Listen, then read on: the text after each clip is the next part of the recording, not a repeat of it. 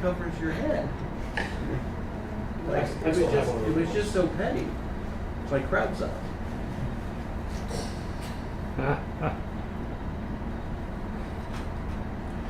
It's funny. Glad we all agreed to go back to the normal size microphone. I prefer remote boxes. Yes, actually, yes, that would be the pro. That would be the pro. It's the one generic mic and everybody else there. Well, 12 will still put their stand up with their mic, both box here. Don't trust the technology.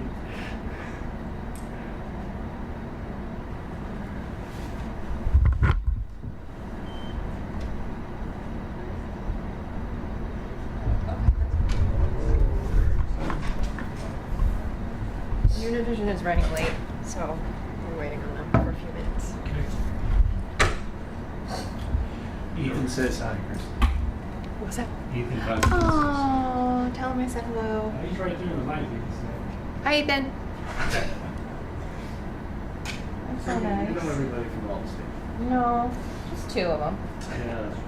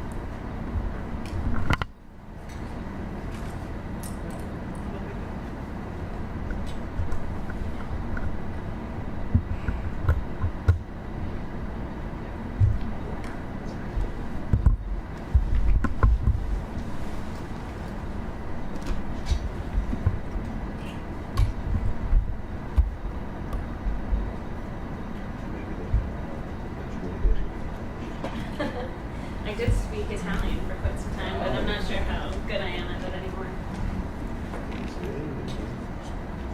Start practicing up. It comes back to you. I went back to Italy a few years ago, and you'd be like, it's surprising like how much you're like, oh, okay, I remember how to say this.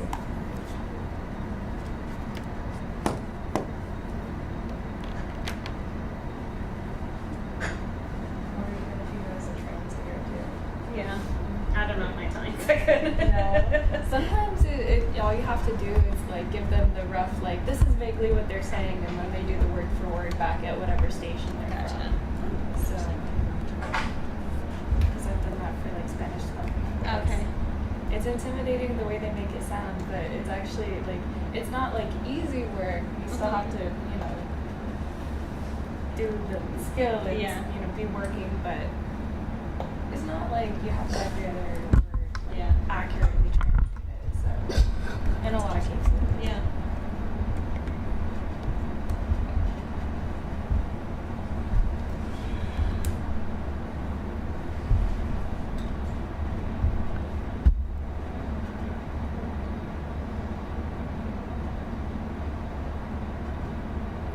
So I took those two right now. Stand back. You okay? It should be fine.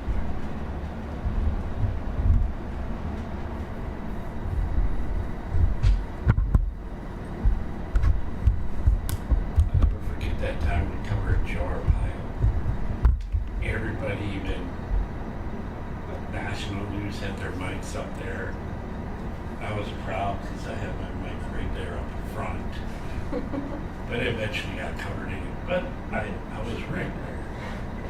And then Jar Pile gets up there and his big old belly is rubbing against the foam on my mic the whole press conference. It's good. You got gnats?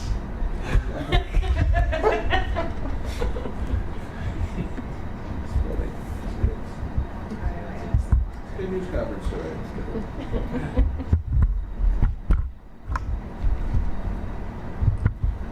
There always used to be years ago, there was somebody who just would, one of the radio stations just was always late. Like just, you could just count on him 5 minutes in, he's running up, knocking things over, and just kind of holding his mic up there. And just Now what, Howie?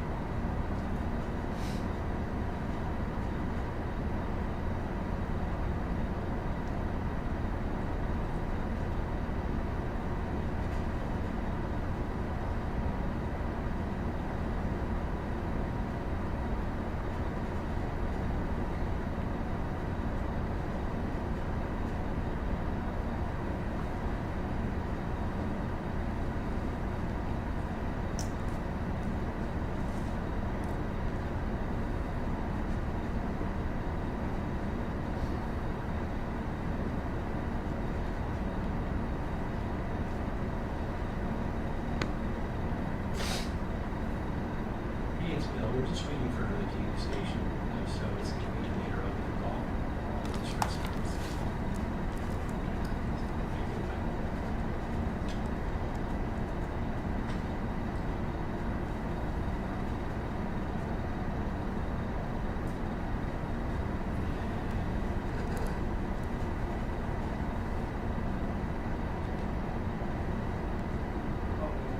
Could be worse. We could be going to Casa Grande for barricade situation. Yeah, right. True. Everyone's waiting on shift change before they launch the chopper, by the way. Until after 2, and then we'll go. See, like, I'm West Valley specific. How far out do you guys have to go for some of these? Like anywhere and everywhere? Depends what it is. I mean, it could be, it could wind up being a huge, semi-national story. Yeah. Or something that's going to impact the state. We gotta, really, thank goodness for the chopper. I mean, they give us a good eyeball. If it's something crazy, it's going on right away. So do you guys get to fly in the chopper? We don't, I call it a shared chopper now, right? We're all on it. So, A piece of my Nissan.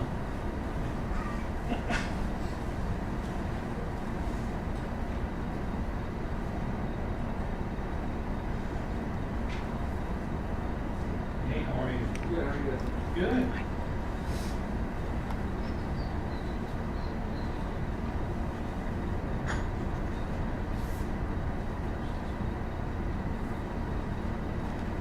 Good news, weather might be coming up, so it's a twofer. Hurricane and weather.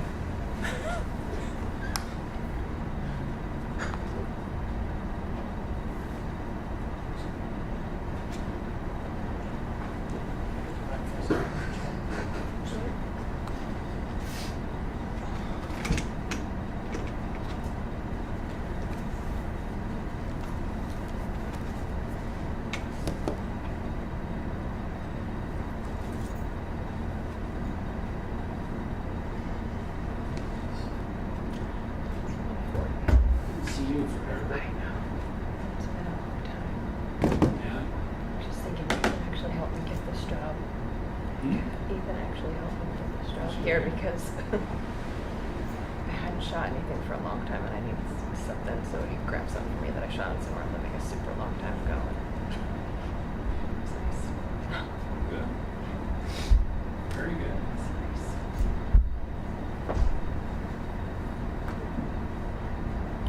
Are you out in the field very much anymore? I'm loaded up most days, but a lot of times I'm not tapped. I mean, we're going more, or we went more MNJs. And so by the time I'm doing my admin stuff in the morning, the MNJs are back at the station with their story. So things like this pop up, breaking news. I mean, the Luke Air Force Base thing yesterday with the fuel spill, I think it was. That was about a week Yeah. ago. Go to the hospital, that kind of thing. Yeah. So firefighters trapped in East Valley the other day. It was like, okay, go to the hospital. But really, I haven't worked on a meeting package in a while. You guys are going more to Scripps News on the weekends, right? That happened?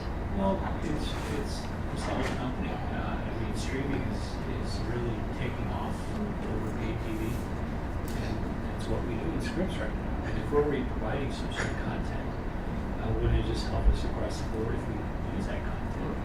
So, how do we do it? How do we facilitate it?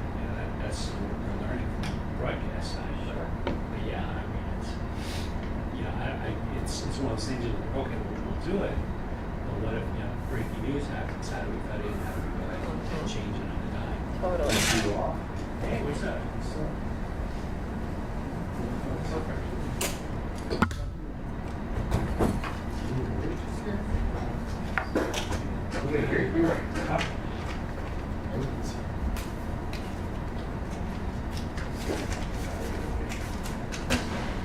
Well, it's a learned thing. It's always Of good. course. It's changing. Of course. Always is. The time you were there, it changed quite a few times. Well, they says 2 minutes.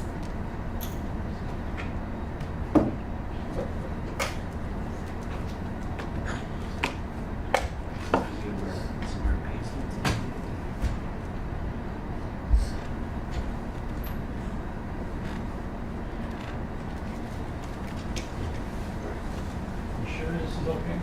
Yeah. You guys got just be careful. I don't want to relax. Oh, no, that's shit. I can use it. All right, well, I don't see there. At least it's just, all right. It's just enough to do. There you go. Still tap.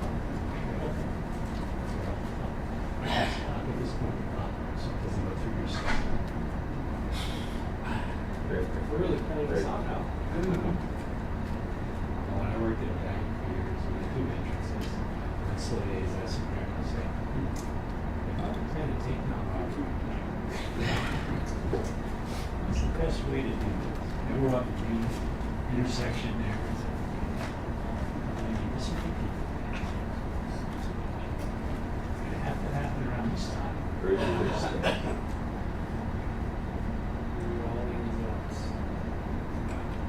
You need to make like that. So you can be aware. You do.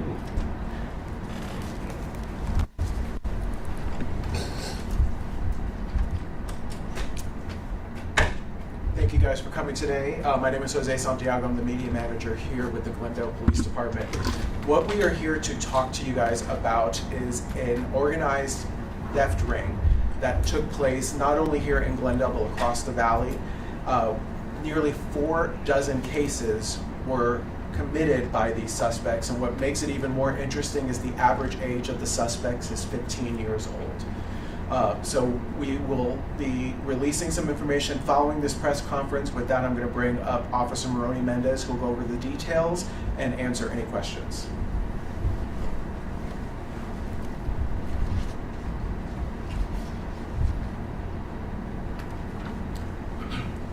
Good afternoon, everyone. My name is Maroni Mendes.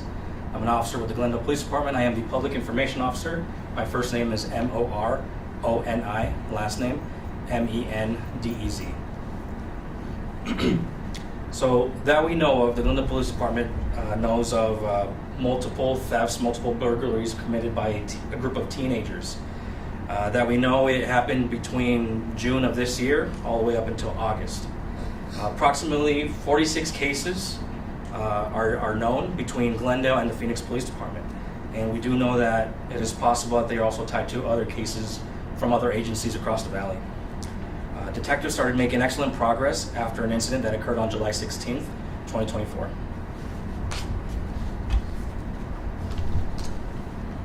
So on July 16th at about 2:30 a.m. in the area of 59th Avenue and Deer Valley Road, a group of teenagers arrived in the neighborhood in a silver BMW sedan. That we know there was 3 male suspects that were hooded, wearing gloves, and began walking around the neighborhood.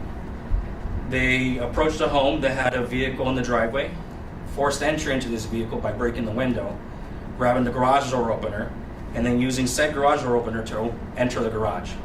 Once they were in the garage, they began stealing multiple items belonging to the victims. This, of course, all happened while the victims were inside the home, sleeping. Same night, 3 a.m., just 30 minutes later, in the area of 75th Avenue and Utopia Road, the same group of teenagers arrived to a different neighborhood, broke into another vehicle on a driveway, took the garage door remote, opened the garage, entered the garage, and then through the garage entered the home. Once in the home, they walked around looking for items to take, stole them, and left. Again, this happened while the victims were inside sleeping. 4 a.m., this happened in Phoenix, in the area of 7th Avenue and Bell Road. Same exact scenario. The same group of teenagers arrived to this neighborhood, broke into a vehicle on the driveway, took the garage remote, opened the garage, entered the home, and again, took some items. All happening while the family was inside sleeping. Again, as I mentioned earlier, these suspects were driving a silver BMW sedan. It was later learned that it was reported stolen out of Phoenix. The Glendale Real-Time Crime Center was able to assist this investigation and was able to capture a license plate. Once this license plate was obtained, our detectives catapulted this investigation and began moving rather quickly.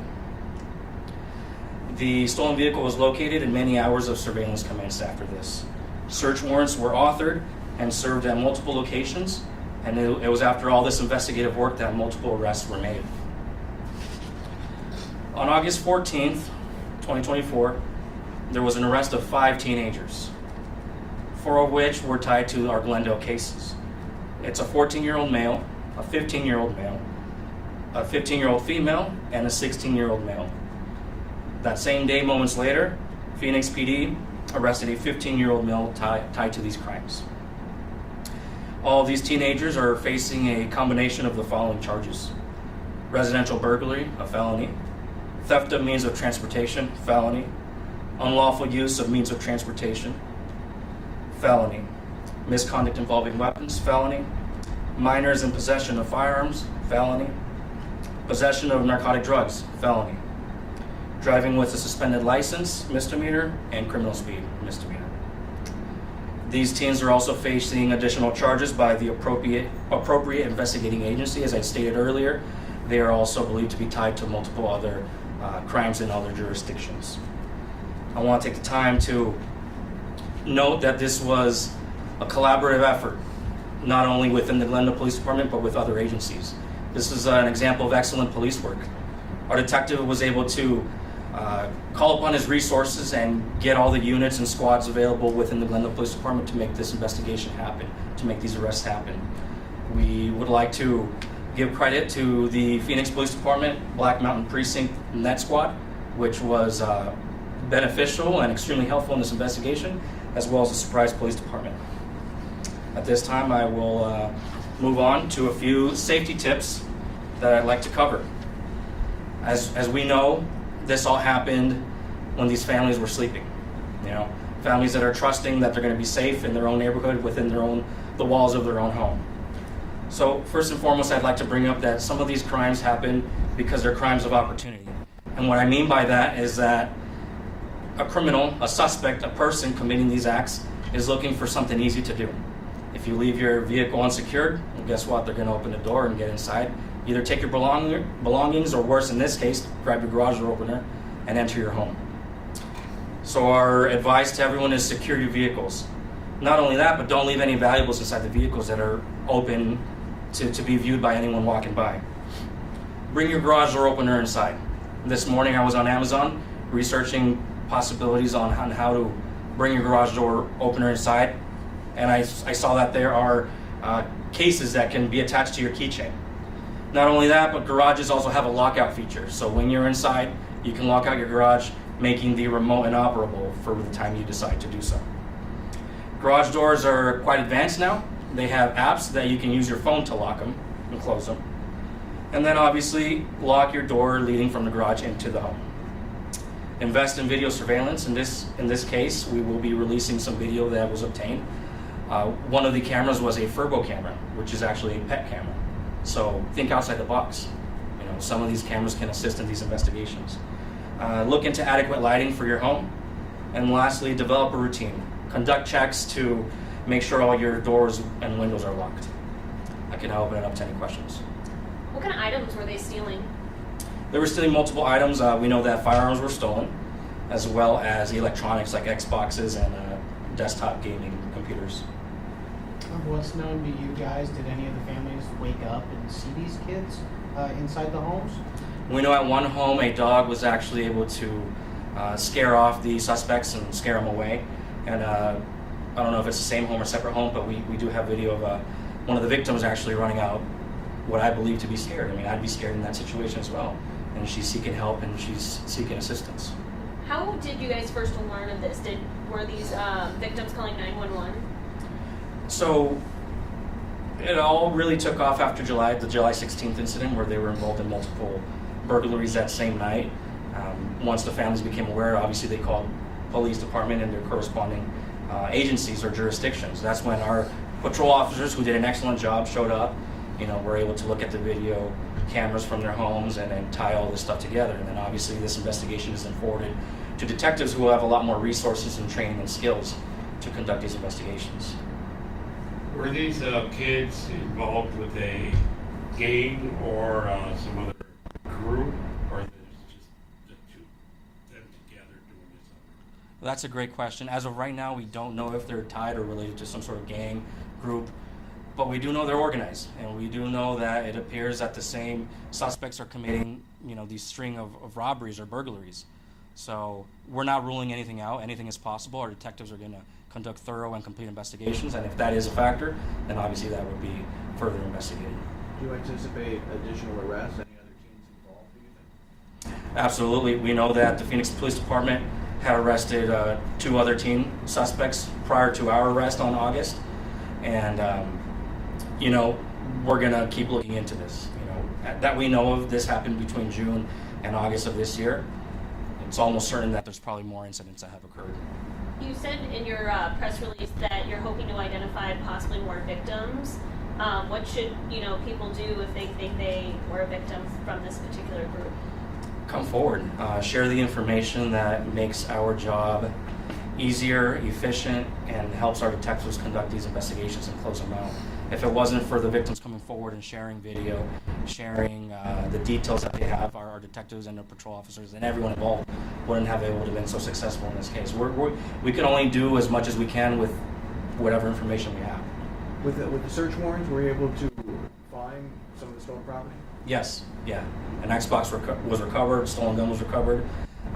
There was a couple stolen vehicles involved as well, and the evidence was processed and would eventually be returned to the victims. So stolen vehicles, they may have sort of gone in the house, gotten some keys, and then took off with victims' vehicle in some cases? Yeah, in some cases. Do we know what they were planning on doing with these stolen items? Were they planning on selling them or kind of holding on to them? That's a great question. In one of the interviews, one of the suspects had told us that, yes, he did in fact would sell these items to make money for a profit. The fact that they're going into homes where people are sleeping, I mean, obviously this could have escalated into some serious violence if there was some sort of confrontation, right? Yes, it's a very frightening to think of, just picture it happening to you as a homeowner. You're asleep, you have family, you have your belongings, a lot of things that you've worked hard for. And a complete stranger coming into your house and trying to disrupt that, trying to take your belongings, your items, and I forgot to mention, and I'm glad you bring that point up, these suspects were armed. So you can begin to imagine what kind of things could have happened and how far this could have escalated. Do we know if any of the suspects arrested went to local high schools? Can you tell us where they went to school or not? I wouldn't be able to release that information. It's personal information. Suspects do have rights. Do you know if they're going to be charged as adults, or we don't know what's their status now? I'm sorry, what was that? As far as whether or not they might be charged as adults, or is they're going to go through the court process now, or they're being booked as juveniles? That would have to go to the county attorney's office. Yeah. When you talk about them being an organized group, are they being trained by someone, do you know? Or are they kind of just getting together after school and saying, this is what we're going to do tonight? It seems that some of them have learned from experience. As far as their training or their background into becoming involved in these types of incidents, we don't know, but we would obviously look into that and try to figure that out. So just to make sure that I also understand, as far as them being armed, was that from the first instance of this happening? Do you have a clear timeline? And secondly, were the weapons that they were using in these break-ins, right? Were they the ones that were stolen? Were they bringing in their own weapons? Was it a mixture? We believe it's a mixture of all of what you just mentioned. They're stealing firearms. They might be selling them. They might be keeping them. They are carrying them on their person for, as one suspect stated, for protection. Protection from who? From the victim. How are they breaking into the cars? Were the car doors left open? Could you talk about that? That happened in some instances, and that's why I mentioned that sometimes these are crimes of opportunity where people, I'm forgetful sometimes, you forget to lock your front door, the door to your vehicle, you just forget things. It's human nature. So that happened in some instances, but in most of these, they were actually breaking into these vehicles. They would scope them out, look inside, and see if they can find a garage door opener, which, I have one, and most people have them on their sun visor. Were they particularly targeting cars that were left on driveways?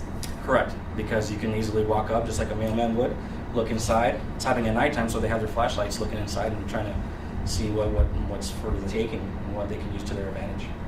Just real quick, of the 46 cases, anything else stand out as far as timing? Were they mostly on the weekends, or were they sometimes break-ins during the week, or between midnight and 3 a.m. and Friday and Saturday nights, or was there any kind of pattern as far as when they would strike?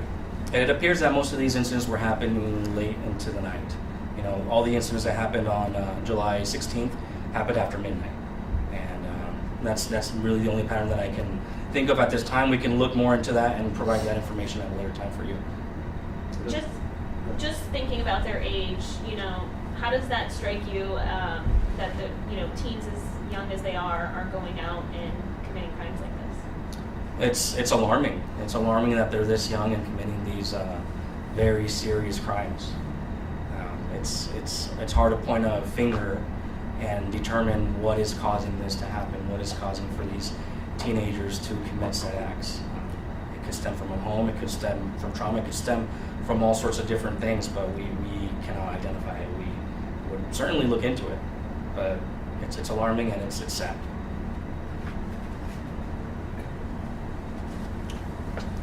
And as Officer Mendes mentioned, again, these were very brazen acts involving these individuals.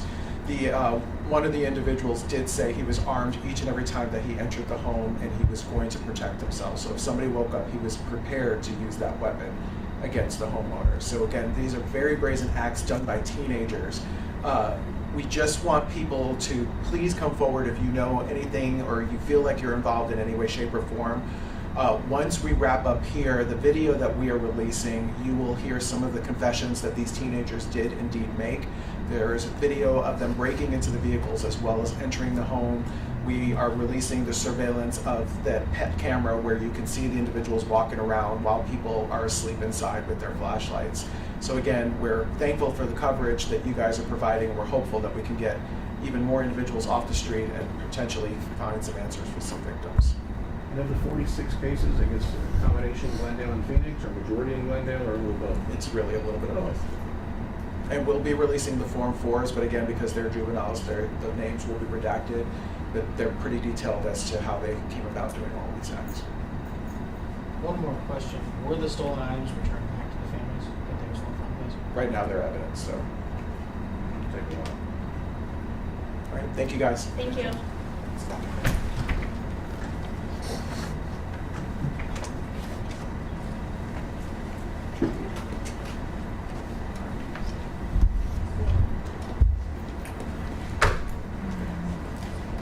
Darn kids do that. Go to the movies, go to the mall. Seriously, it's really obnoxious. Yeah. Especially when you see them cruising Yeah, around in these houses while people are sleeping. That's- Yeah, that's pretty scary. That would actually, I'll break down. And then Kubo's got at 4 and then live at 5. They feel doing that. Okay. Well, now you know. They just say, hey, free food in the newsroom. You got help. Italian food. Yeah. Yeah. It's always the easier. It's easier to We bring. got hot dogs too. Crowd freezing. This is Fred Conferences.